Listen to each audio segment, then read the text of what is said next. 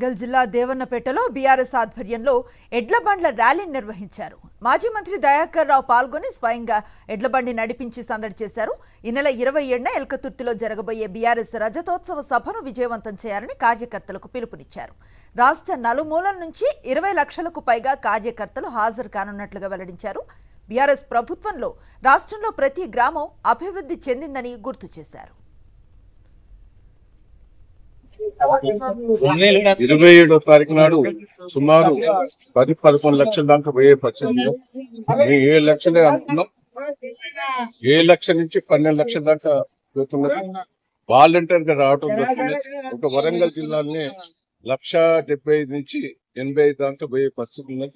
మాకు టార్గెట్ ఇచ్చి 1,50,000 పెరిగే పరిస్థితి కూడా, తగ్గే పరిస్థితి లేదు. వర్ధనపేట నియోజకవర్గం మాకు 20,000 టార్గెట్ ఇస్తే 32,000 మంది దాకా పోతుంది. వాలంటీర్ గా రావడం జరుగుతున్నది.